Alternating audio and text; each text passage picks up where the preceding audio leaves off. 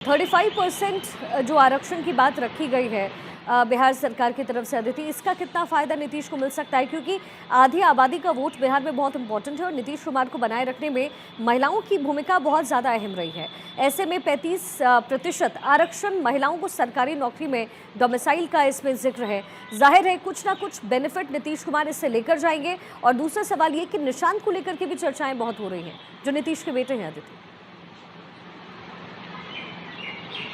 देखिए, चर्चाएं तो नीतीश कुमार की दिल्ली आने की भी हैं। चर्चाएं तो ये भी हैं कि क्या नीतीश कुमार उपराष्ट्रपति बनेंगे। निशांत चुप हैं, पर निशांत को लेकर भी काफ़ी सारी चर्चाएं हैं। जाहिर तौर पे अभी उनका पार्टी कार्यालय में उनका जन्मदिन तक मनाया गया, तो जाहिर तौर पे उत्तराधिकारी होते हैं, लेकिन इसको इस तरीके से नहीं लाया जा रहा, क्योंकि परिवारवाद के लिए हमेशा नीतीश कुमार हो या बीजेपी हो, वो विरोध करती रही है। हालांकि सम्राट चौधरी का बैकग्राउंड देखें तो वो उनके दशपुष्ट परिवार की वजह से आज सम्राट चौधरी बिहार में सब कुछ संभाल रहे हैं बीजेपी की तरफ से।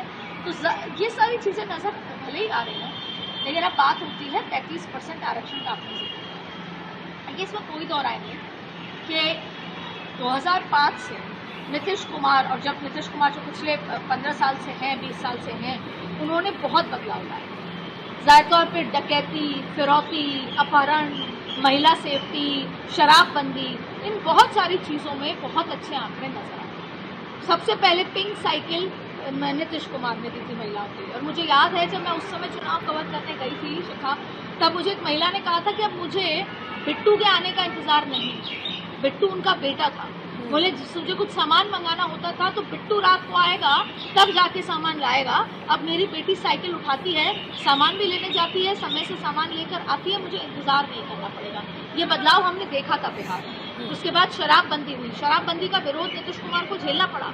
और आज जब हम बात करते हैं फिनेंसिस के इशू की, शराब से सबसे ज़्यादा टैक्स किसी भी राज्य में आता है, लेकिन किसी भी सरकार का ये फैसला लेना कि लॉ एंड ऑर्डर के चलते शराबबंदी की जाएगी, वो टैक्स के लिए एक बहुत बड़ा झटका होता है राज्य सरकार के लिए।